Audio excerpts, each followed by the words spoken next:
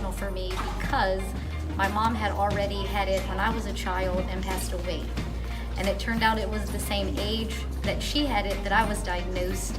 And so it was hard knowing that I had to tell my son that I had the same disease that killed my mom at the same age that took her from me.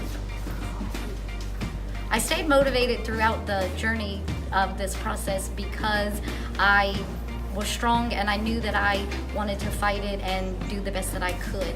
I had a child who was only 12 and a family that I wanted to be a part of, so I knew that I couldn't give up and I just had to keep going and do what I needed to do. During my experience, the biggest lesson that I learned was that you can't ever give up and that you have to be as positive as you can be.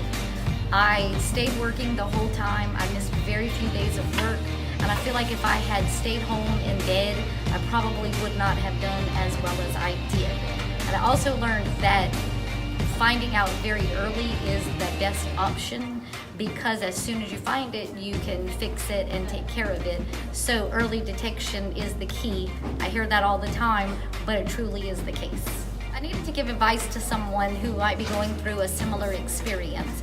The biggest thing I would say is stay positive and don't let things get you down.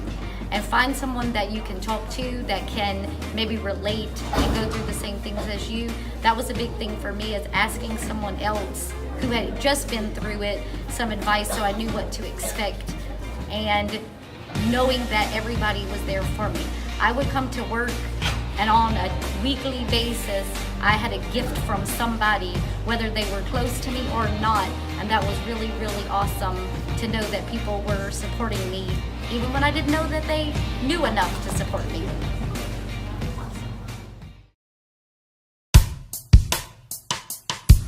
So the year was 2015 and I got that call.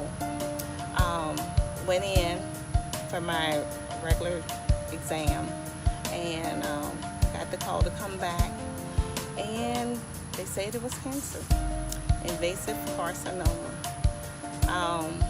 At that moment, my feelings just was all over. I was shocked, but not quite shocked because this was my second time battling cancer.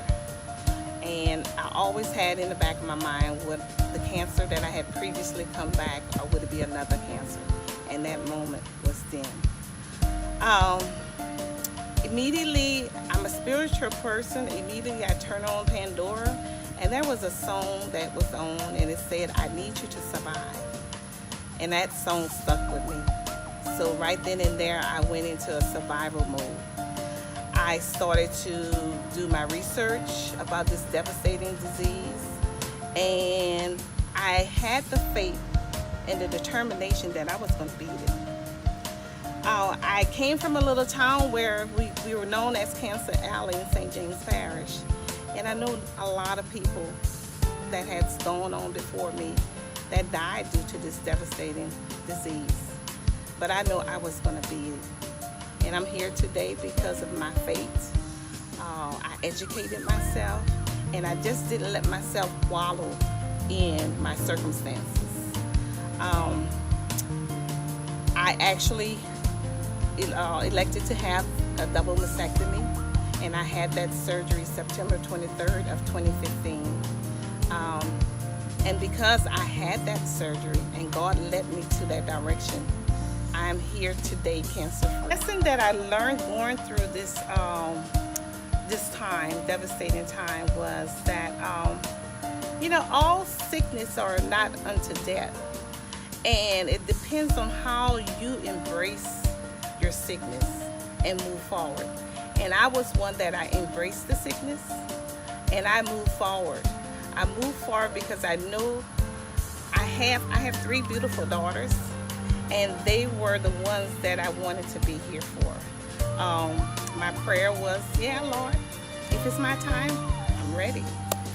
But I was like, okay, I have these 3 children.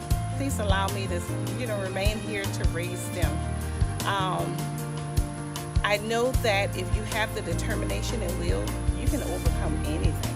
And that's with anything, just not with this devastating disease. So I pushed forward.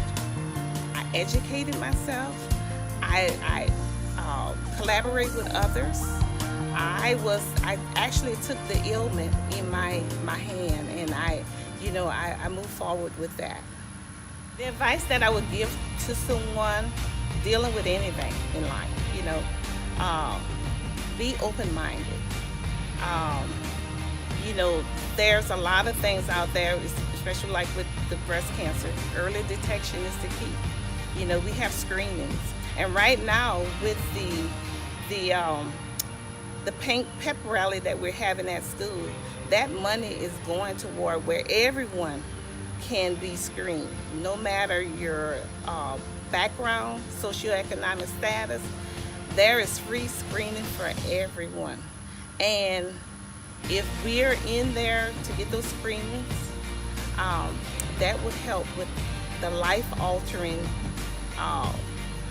We won't have to go through a lot of stuff that may be life-altering.